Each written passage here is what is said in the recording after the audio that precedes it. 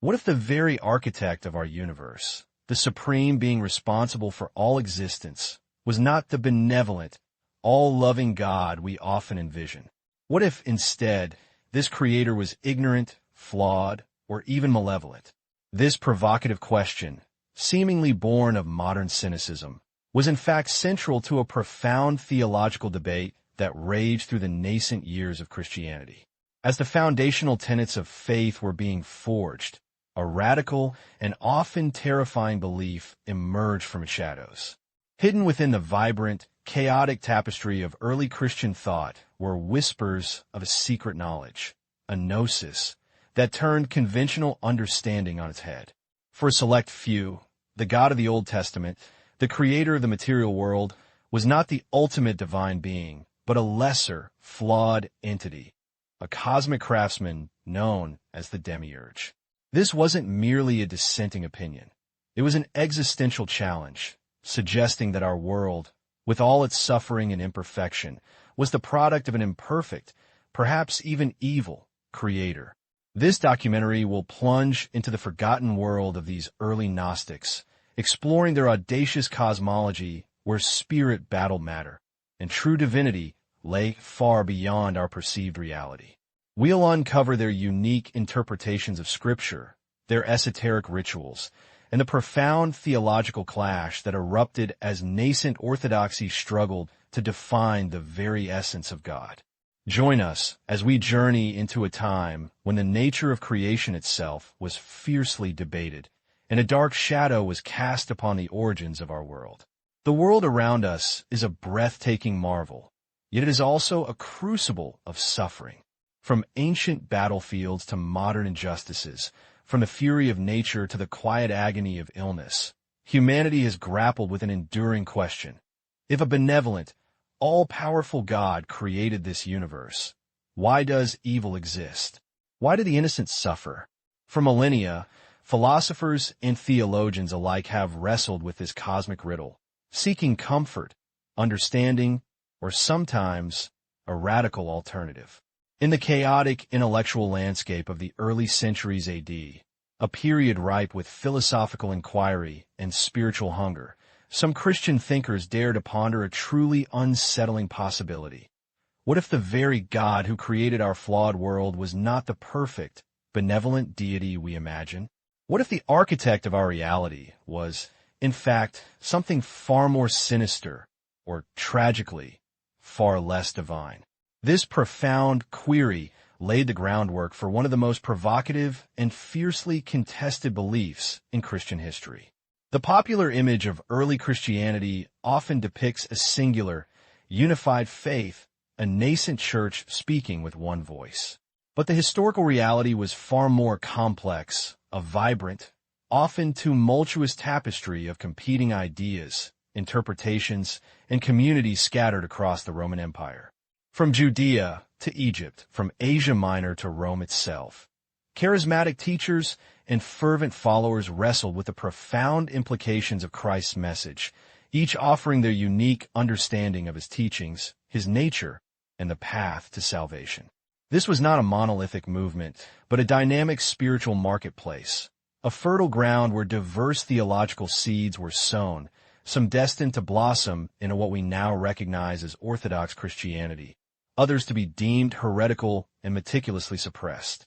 This era, stretching from the 1st to the 4th century CE, was defined by an explosion of revelation and interpretation, a time when the very foundations of Christian belief were fiercely debated, far from the settled doctrines we know today. Within this vast and often contradictory spiritual landscape, certain factions began to articulate questions that pushed beyond the boundaries of emerging mainstream thought. While many revered the God of Abraham, Isaac, and Jacob, the creator depicted in the Old Testament, some found his portrayal troubling. This God, who unleashed plagues, demanded sacrifices, and declared jealous wrath, seemed at odds with the loving, merciful Father revealed by Jesus. If God was truly good, they pondered, why did his creation, the material world, feel so imperfect, so prone to corruption and suffering? These unsettling doubts, nourished by philosophical currents from Neoplatonism to Zoroastrianism, began to crystallize into radical new interpretations of the very act of creation. These were the intellectual seeds of dissent, growing quietly in the shadows of nascent orthodoxy, preparing to challenge the fundamental identity of the universe's divine architect and propose an entirely different cosmic drama. This profound questioning laid the fertile ground for a spiritual movement that would come to be known as Gnosticism. Flourishing particularly from the 2nd to 4th century CE, Gnosticism was not a single, unified religion, but a diverse constellation of belief systems united by a central tenet: the pursuit of gnosis, a secret, intuitive knowledge, not merely intellectual understanding, but a direct, mystical insight into the divine. Gnostics believed that salvation was not achieved through faith or ritual alone, but through this awakening, this special spiritual awareness that would liberate the divine spark within humanity from the prison of the material world. For them, the conventional teachings of the burgeoning church were insufficient, offering only a surface-level truth. True enlightenment lay hidden, encoded in esoteric texts, and revealed through direct experience, promising a path to transcendence that bypassed the institutional gatekeepers. To comprehend Gnostic thought, we must first journey far beyond our familiar material world, into a cosmology vastly more complex and ethereal than traditional Christian belief. At the apex of this cosmic structure resided the true God, an utterly perfect, unknowable, and transcendent being, so utterly beyond human comprehension that Gnostics referred to him as the baithos, the deep, or the pleroma, the fullness. This true God did not directly create our flawed universe. Instead, from his infinite light emanated a series of divine beings, or eons, each a perfect reflection of aspects of a true God. These eons, existing in pairs, syzygies, like mind and truth, word and life, formed a vibrant, harmonious celestial realm known as the pleroma, a realm of pure light, knowledge, and spiritual perfection, utterly disconnected from the earthly chaos we perceive. Within this sublime pleroma, however, a catastrophic event was brewing, one that would irrevocably alter the course of creation. One of the eons, Sophia, whose name means wisdom, possessed an ardent, misguided desire to fully comprehend the unfathomable true God. Driven by this passionate yearning, she reached out beyond her place in the divine hierarchy, attempting to grasp what was inherently unknowable. Her fervent, solitary impulse, untempered by her syzygy, resulted not in understanding, but in a chaotic, formless emanation, a shadow of the divine.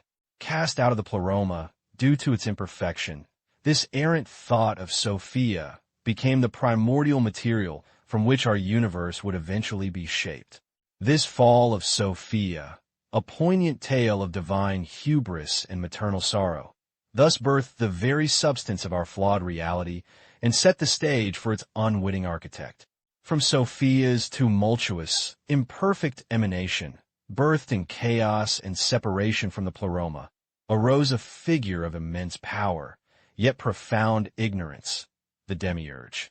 This lesser deity, often depicted as a monstrous, lion-faced, or serpentine figure, found himself alone in the void. He had no memory or understanding of the true God or the glorious pleroma from which he had indirectly sprung. Believing himself to be the sole and ultimate creator, he began to fashion the material universe, the stars, the planets, the earth, and all its creatures, including humanity. This was not an act of divine benevolence, but one born of an inflated ego and tragic misconception. The world we inhabit, with all its inherent imperfections, its suffering, and its transience, is, for the Gnostics, the direct result of the Demiurge's flawed and ignorant craftsmanship. He is not evil in a malicious sense, but rather a blundering, arrogant craftsman, a false god whose creation is a mere shadow of true divinity. The defining characteristic of the Demiurge, this architect of our physical reality, was his utter and profound ignorance. He was a blind god, oblivious to the existence of the true God, the pleroma, and the divine sparks trapped within his own creation. Trapped in his self-made cosmos, he surveyed his handiwork and, in an act of breathtaking arrogance, proclaimed himself the supreme and only deity. "I am God, and there is no God apart from me," he declared, echoing words found in familiar Old Testament scriptures like Isaiah 45 verse 5. For the Gnostics, these very declarations, so revered by nascent orthodoxy, were not statements of divine truth, but the boastful pronouncements of an inferior, deluded entity. This was the cosmic trap, a world created by a false god who believed himself to be the ultimate, demanding worship for an imperfect reality, while humanity, unknowingly carrying fragments of the true God, remained imprisoned, longing for the gnosis that would set them free. From the primordial cosmic chaos, a lesser deity, shrouded in profound ignorance, began to mold reality. This was the Demiurge, a being of immense power, yet utterly devoid of the true God's perfect wisdom. According to Gnostic teachings, this entity, often identified with the Old Testament God, gazed upon his handiwork and declared it good, oblivious to its inherent imperfections. He fashioned the earth, the stars, the very fabric of our physical universe, not as a benevolent act of creation, but as a limited, almost accidental construction. This material world, in their view, was not a sacred space, but a fundamentally flawed, transient realm, a cosmic prison designed to contain and obscure the divine light. It was a realm of decay, suffering, and illusion, born from a creator's misunderstanding, destined to trap pure spirit within its coarse confines. Within this imperfect cosmos, fashioned by the Demiurge, lay humanity's profound dilemma. For the Gnostics, humans were not merely creatures of clay. They were vessels of immense, hidden potential. They believed that within each human being resided a scintilla of the true God, a divine spark of pure, unblemished light, inadvertently infused during creation. Yet this spark was tragically trapped, encased within a physical body, a material shell forged by the ignorant Demiurge. This body, a product of the flawed material realm, was inherently corrupt, mortal, and prone to suffering. The Gnostic human experience was therefore one of profound alienation, a fragment of divine splendor yearning for liberation, struggling to remember its true origin and desperate to escape the earthly prison of flesh and rediscover its connection to the ultimate, transcendent divinity. The Demiurge did not rule his flawed creation alone. He commanded a host of lesser entities, his cosmic enforcers and jailers, known as the archons. These beings, often depicted as monstrous or serpentine in Gnostic texts like the Apocryphon of John, controlled the celestial spheres, the very planetary orbits and astrological forces that were believed to govern human fate. Their primary purpose was insidious: to maintain the ignorance of humanity, to keep the divine sparks dormant, and to ensure that souls remained tethered to the material realm. They were the gatekeepers of the cosmic prison, actively working to obscure the path to true knowledge, weaving webs of illusion, and whispering temptations that would distract humanity from its divine heritage, ensuring the Demiurge's dominion over the forgotten sparks. With such a radical cosmology, the foundational stories of early Christianity took on entirely new meanings. The familiar narrative of Genesis, particularly the story of Adam and Eve in the Garden of Eden, was profoundly reinterpreted through a Gnostic lens. In their view, the God who forbade Adam and Eve from eating from the tree of knowledge was none other than the ignorant Demiurge, desperate to keep his human creations enslaved in blissful unawareness. The serpent, often vilified in Orthodox Christianity, became a heroic, even divine, figure. This serpentine messenger was not a tempter, but a bringer of liberating truth, an emissary sent to awaken Adam and Eve to the true nature of their divine spark and the oppressive reality of their material prison. It was a story not of transgression, but of awakening. This Gnostic reinterpretation extended far beyond Eden. The venerable prophets of the Old Testament, Figures revered for their divine inspiration were also recast. For many Gnostics, these prophets, from Moses delivering the Ten Commandments to Isaiah proclaiming judgment, were primarily inspired not by the supreme true God, but by the very Demiurge himself. Their messages, filled with laws, judgments, and a focus on earthly power and retribution, served to reinforce the Demiurge's authority over the material realm. They delivered a strict covenant that bound humanity further to this lower creation, fostering fear and obedience rather than liberating gnosis. Their revelations, while significant in their own right, were seen as part of the Demiurge's intricate system to keep humanity ensnared, ensuring the divine sparks remained ignorant of their higher calling. But humanity was not destined for eternal entrapment. From the distant, unblemished realm of the pleroma, the fullness of the true God, a sphere of pure light and perfect spiritual beings, a cosmic remedy was dispatched. The ultimate, benevolent God, finally aware of the Demiurge's blunder and humanity's suffering, decided to intervene. An emissary, a spiritual being of immense light and gnosis, was sent forth from the highest heavens. Its purpose was singular and profound, to descend through the archon's celestial barriers, penetrate the illusion of the material world, and awaken the dormant divine sparks within humanity.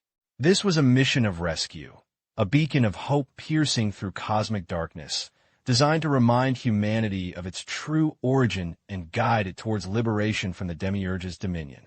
This cosmic emissary, for many Gnostics, was none other than Jesus.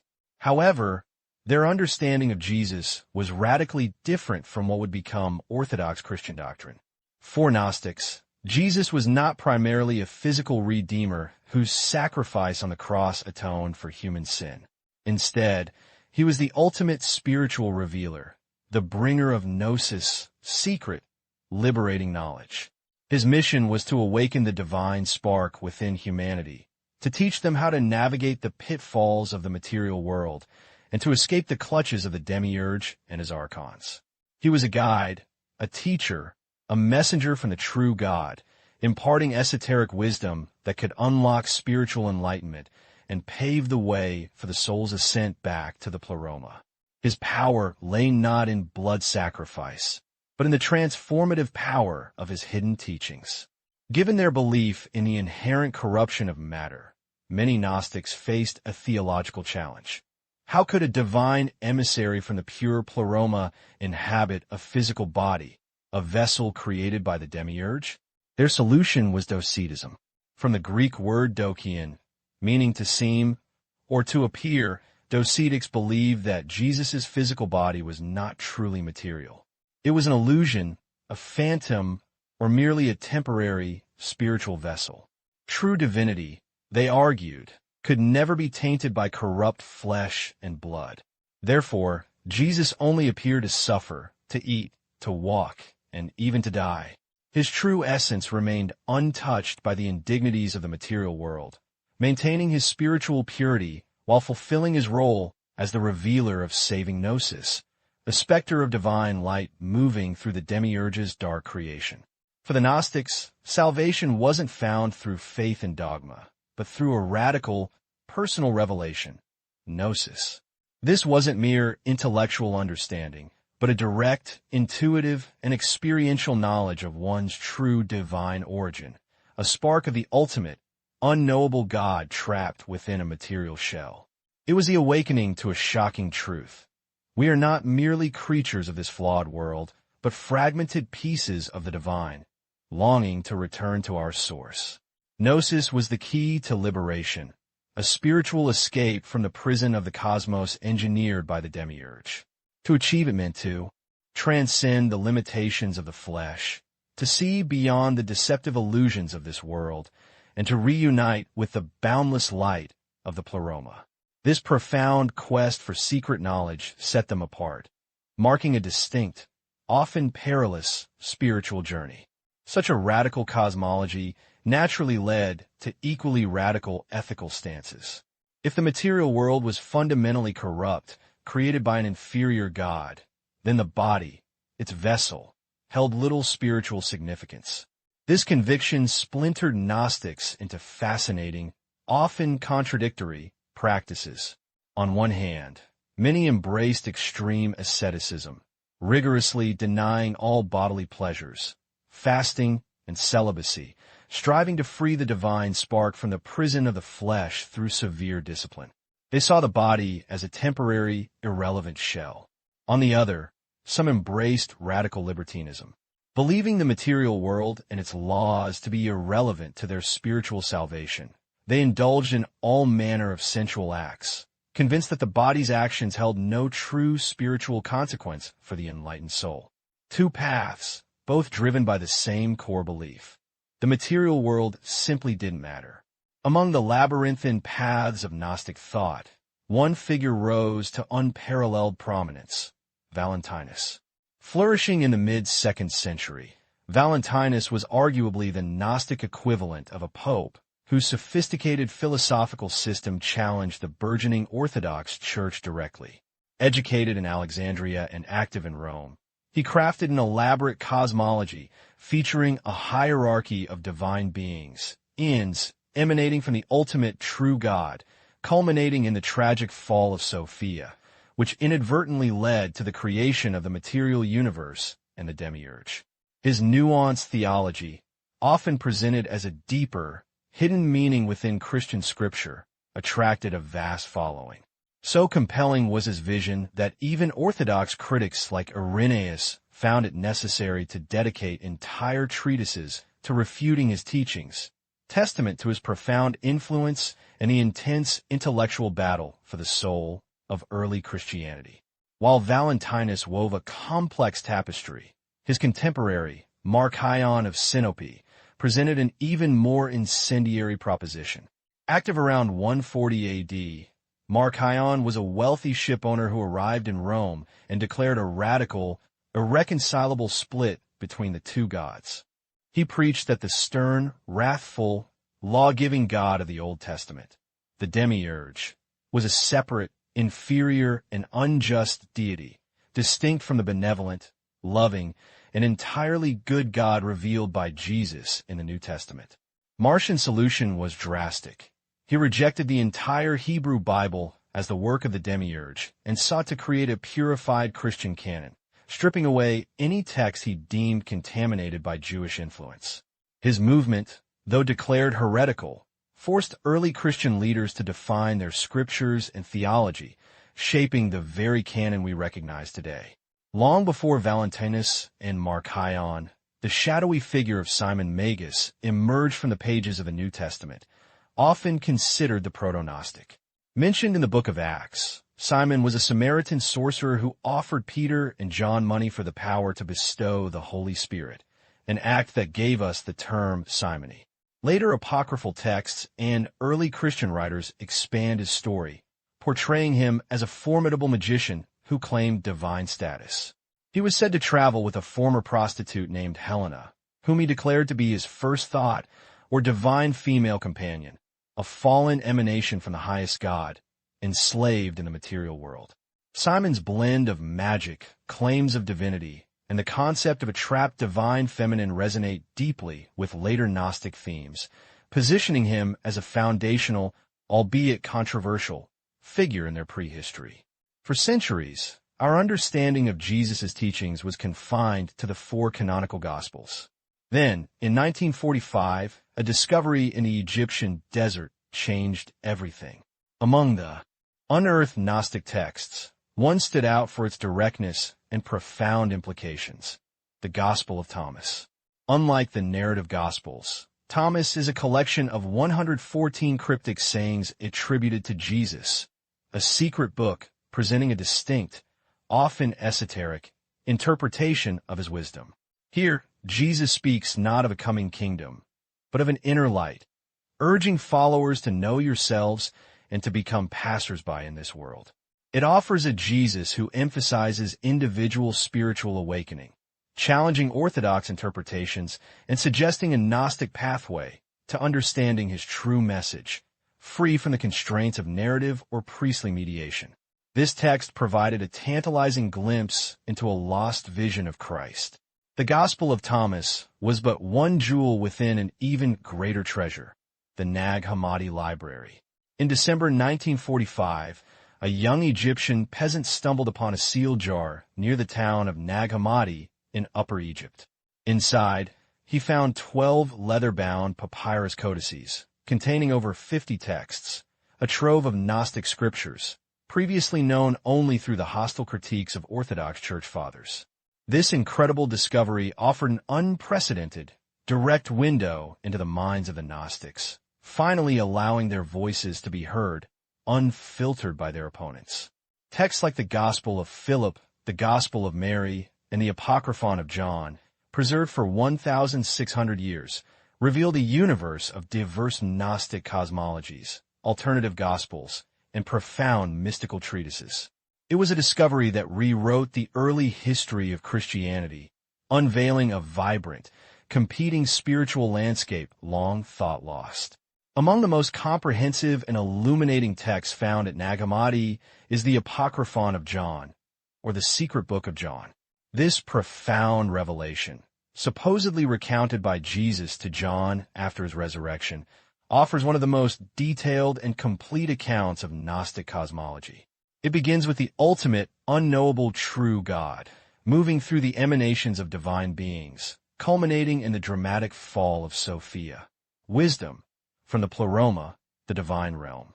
Her mistake, a desire to create without her male consort, births the ignorant, arrogant creator god, the Demiurge, Yaldabaoth, who then forms the flawed material world. The text meticulously describes his creation of humanity, the trapping of the divine spark within us, and the path to gnosis. The Apocryphon of John is a foundational text, a grand narrative that encapsulates the very heart of the Gnostic understanding of existence, suffering, and ultimate liberation. Amidst the burgeoning Christian movement, a powerful, often suppressed voice emerged, one that challenged the very foundations of burgeoning patriarchal structures, Mary Magdalene. The Gnostic texts, particularly the Gospel of Mary, paint a picture of her as a disciple of extraordinary insight, a favored confidant of Jesus himself. She alone, it is claimed, received private revelations, esoteric knowledge that transcended the understanding of even the male apostles. Her unique authority, rooted in direct spiritual experience rather than ecclesiastical hierarchy, presented a radical alternative to the conventional narratives, often stirring resentment and skepticism among figures like Peter. This text elevates Mary, not just as a witness, but as a keeper of profound truths, hinting at a divine feminine wisdom central to the Gnostic worldview. As Gnosticism gained an undeniable foothold, attracting followers with its promise of hidden knowledge and liberation, it inevitably collided with the nascent Orthodox Christian Church. This was not merely a theological disagreement. It was a struggle for the very soul and future of Christianity. The Orthodox leadership, striving for unity and a coherent doctrine, viewed Gnostic teachings as a dangerous deviation, a radical departure from the apostolic tradition handed down by Peter and Paul. Concepts like a malevolent demiurge, an unknowable supreme God, and salvation through esoteric insight rather than faith and good works were branded as heresy, a term that would come to define the boundaries of acceptable belief. This ideological battle shaped the Church's identity, forcing it to articulate precisely what it believed and, more importantly, what it vehemently rejected. The challenge posed by Gnosticism demanded a powerful response, and it came from the intellectual giants of the early Church. Figures like Irenaeus of Lyon, writing in the late 2nd century, and Tertullian of Carthage, active around the turn of the 3rd century, became formidable champions of orthodoxy. Irenaeus, in his monumental work Against Heresies, Adversus Heresies, systematically dissected and refuted Gnostic doctrines, chapter by chapter, arguing for the unity of God, the goodness of creation, and the centrality of Christ's physical resurrection. Tertullian, known for his fiery rhetoric, denounced Gnosticism with passionate vehemence, accusing its proponents of intellectual pride and theological innovation. Their writings were not merely academic exercises. They were urgent, polemical defenses of what they believed to be the true path, laying the groundwork for Christian doctrine for centuries to come. In direct response to the multifaceted challenge of Gnosticism and other emerging heresies, the Orthodox Church undertook a monumental task: the solidification of its foundational texts and beliefs. This era saw the gradual but deliberate formation of the New Testament canon, carefully selecting specific Gospels, letters, and apocalyptic writings that aligned with apostolic tradition, while rejecting others, including many Gnostic texts. Simultaneously, the Church began to formulate concise, authoritative statements of faith known as creeds, such as the Apostles' Creed and later the Nicene Creed. These creeds served as clear boundaries, simple yet profound declarations that defined Orthodox belief, affirming a benevolent Creator God, Christ's true humanity and divinity, and the resurrection of the body. These twin pillars, a unified canon and a shared creed, became impenetrable walls against what was perceived as dangerous theological fragmentation, establishing a bedrock for future Christian identity.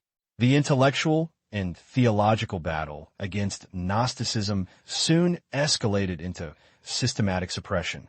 As the Orthodox Church consolidated its power and influence, Gnostic communities faced increasing pressure, ostracization, and, at times, outright persecution. Their teachings were deemed not just wrong, but dangerous, threatening the social and spiritual cohesion of the empire. Gnostic texts were sought out and destroyed, burned in public squares, or banished to forgotten corners. Followers were branded as enemies of the faith, their lives made precarious, their very existence erased from official records. By the 4th and 5th centuries, Gnosticism, once a vibrant and diverse movement, had largely vanished from the historical landscape. Driven underground, its rich and complex cosmology silenced. For over a millennium, its radical ideas and ancient scriptures lay buried, awaiting rediscovery.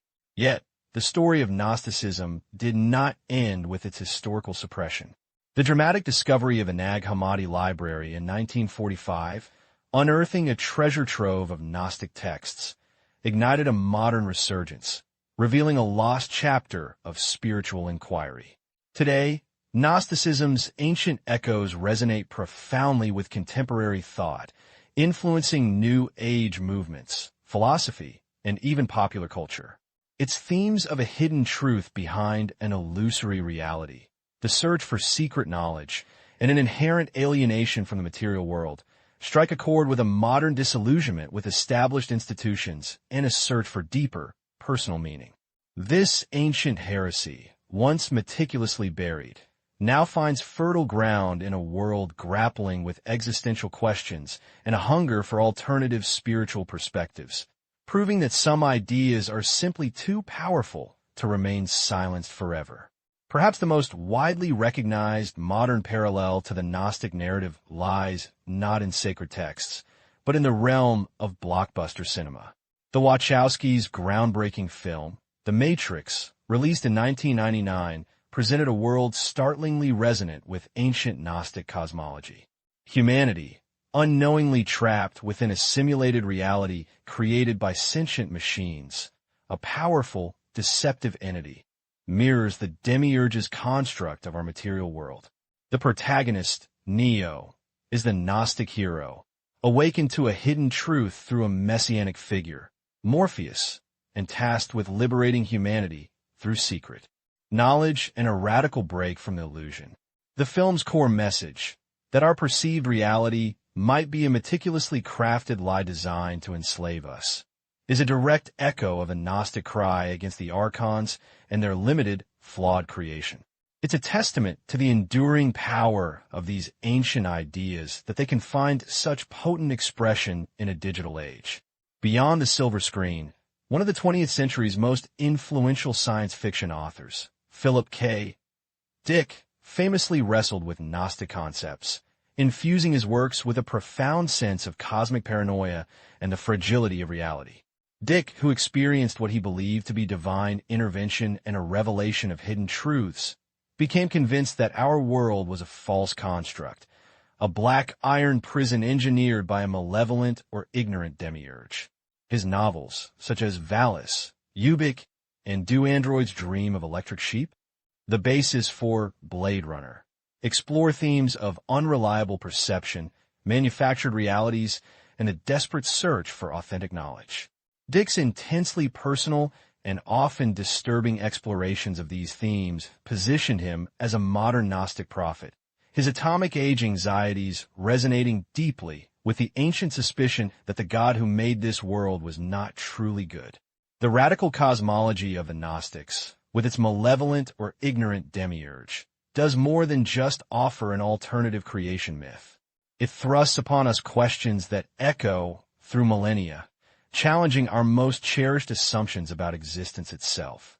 What if the universe, in all its perplexing beauty and profound suffering, wasn't born of perfect love, but from a divine error or an act of lesser malice?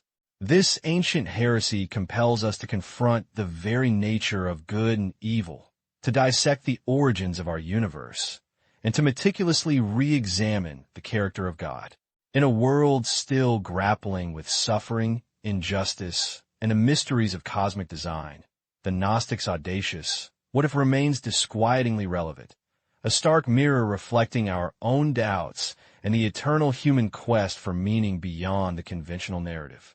Their questions, once deemed blasphemous, resonate still, daring us to look past easy answers and embrace the profound complexities of creation.